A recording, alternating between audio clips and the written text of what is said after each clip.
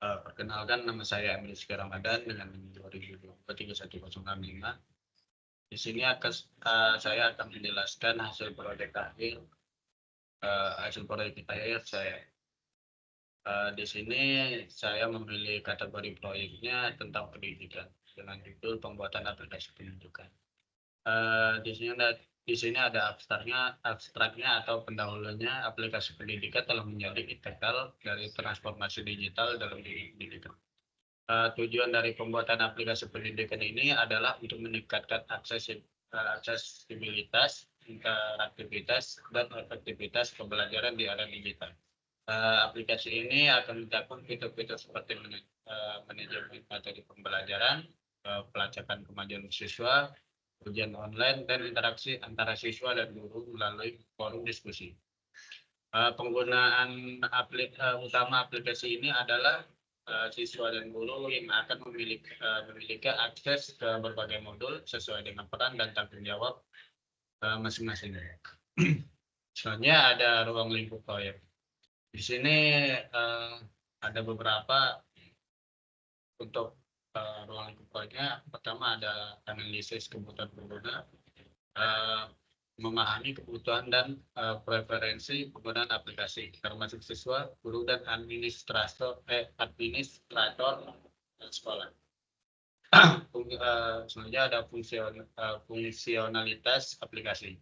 Menentukan fitur-fitur yang akan disertakan dalam aplikasi seperti manajemen materi, pembelajaran, ujian online, forum diskusi, dan pelacakan kemajuan siswa, dan lain-lain. Selanjutnya ada desain antarmuka, penggunaan UI UX, merancang antarmuka pengguna yang intuitif dan responsif untuk memastikan pengalaman penggunaan yang baik. Selanjutnya ada pengembangan aplikasi, memilih teknologi yang sesuai untuk mengembangkan aplikasi seperti bahasa pemrograman, framework, dan sistem manajemen basis data, dan selanjutnya. Terus yang ketiga ada infrastruktur komputer, server yang dipakai, prosesor yang dipakai Intel Xeon Processor i5 2600 di 4 series. RAM-nya 32 GB DDR4. Menyimpan 1 terabyte SSD. Untuk sistem operasinya Linux OS 7. Penjelasannya, server akan berperan sebagai pusat data dan aplikasi menyediakan layanan back-end untuk aplikasi pendidikan. Dengan prosesor yang kuat, kapasitas penyimpanan yang besar, server dapat menangani lalu lintas data dan permintaan dari penggunaan dengan efisien. Ini ada klien untuk desktop atau laptop atau device untuk guru atau siswanya. Spesifikasinya prosesor Intel i5 atau setara atau lebih gitu. RAM-nya 8 GB, DDR4, penyimpanan 256 GB SSD. Untuk sistem operasinya Windows 10 atau Mac OS atau Linux. Penjelasannya, klien ini akan digunakan oleh guru dan siswa untuk mengakses aplikasi pendidikan. Dengan spesifikasi yang cukup untuk menjalankan aplikasi dengan lancar, klien akan memastikan pengalaman pengguna yang baik. Selanjutnya ada jaringan dipakai untuk aplikasi pendidikan ini. Routernya model Cisco ISR 4000 series. Penjelasannya, router akan mengatur lalu lintas data antara server dan klien, serta menyediakan akses ke internet jika diperlukan. Untuk switch-nya, saya memakai model Cisco Catalyst 2960 series. Penjelasannya, switch akan menghubungkan berbagai perangkat dalam jaringan lokal, memastikan pengiriman data yang cepat dan aman. Dan ini akses poin wifi-nya ada modelnya ini dan penjelasan. Untuk kerangka lunaknya, platformnya dan model atau kanvas. Penjelasannya, platform ini akan digunakan untuk menyediakan materi pembelajaran ujian online dan interaksi antara pengguna. Sistem manajemen dan basis datanya saya memakai MySQL atau PostgreSQL. Penjelasannya, sistem manajemen basis data akan digunakan untuk menyimpan data pengguna, materi pembelajaran, dan informasi lain yang diperlukan oleh aplikasi. Terus aplikasi dipakai Adobe Capticave dan Articulate Storyline. Jelasnya aplikasi ini digunakan untuk membuat konten interaktif dan modul pembelajaran. Untuk antivirus dan keamanannya, saya memakai Bitdefender Gravity Zone Business Security. Penjelasan antivirus dan keamanan akan dipasang untuk melindungi sistem dari ancaman keamanan dan serangan malware. Terus yang keempat, saya memakai modal proyek sebesar 1 miliar rupiah. Lanjut.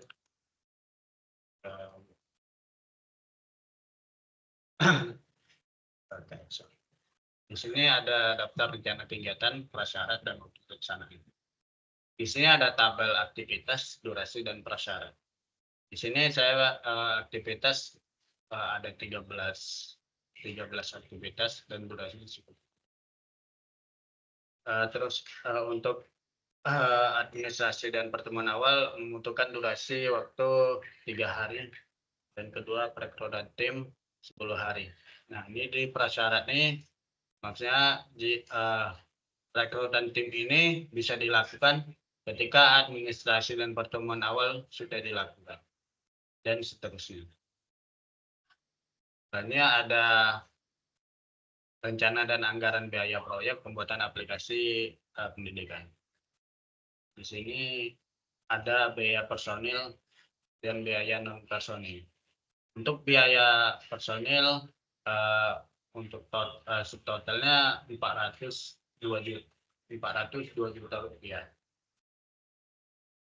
Dan untuk non personil subtotalnya 180 juta rupiah. Kira-kira total untuk semuanya 582 juta rupiah. Untuk PPN-nya sebesar 11%, 64 juta 20.000. Untuk grand totalnya 646. Untuk grand totalnya selanjutnya ada rencana penugasan personel. Jadi di sini ada rencana penugasan personel, biaya personil atau individu penugasan tersebut. Di sini ada PM-nya, IN, INT, PR, TR, dan DR. Itu seperti yang data Arabi tadi, PM, EN, PR, TR, dan sebagainya. Nah, untuk subtotal personilnya sebesar 402 juta rupiah. Dan untuk non personilnya dengan subtotal 180 juta rupiah. Untuk totalnya 402 juta rupiah ini ditambah 180 juta rupiah ini menjadi 582 juta rupiah. Selanjutnya ada gambar network diagram. Untuk S ini adalah start dan F ini finish. Nah, di sini maksudnya tuh ini kan ada 1, 2. Nah, nomor 2 ini bisa dikerjakan jika nomor 1 ini sudah selesai. Dan ini 3 dan 8 juga. Jika nomor 3, 2, dan 8 ini bisa dikerjakan apabila nomor 1 ini selesai. Dan di sini ada 4 dan 5. Nah, nomor 5 ini bisa dikerjakan apabila nomor 2 dan nomor 4 ini selesai. Sudah dikerjakan. Dan sebagainya. Selanjutnya ada critical path. Totalnya 100 hari 5 bulan dengan asumsi 1 bulan sama dengan 20 hari. Nah, di sini untuk yang pertama ada 3 hari, kedua 10 hari, dan sebagainya. Selanjutnya ada Gantt chart dengan skala Gantt chart. Di sini untuk pertemuan awal itu membutuhkan 3 hari. Yang startnya di hari pertama sampai hari ketiga, jadi di jadwal pelaksanaannya dibuat 3. Untuk perekrutan tim ini membutuhkan waktu 10 hari. Nah, dimulai pada hari keempat sampai hari 14 dan seterusnya. Di sini sama aja dengan tabel Gantt tadi, cuma ini dengan bentuk presentasi persen. Dan ini grafik dari kurva S-baseline-nya.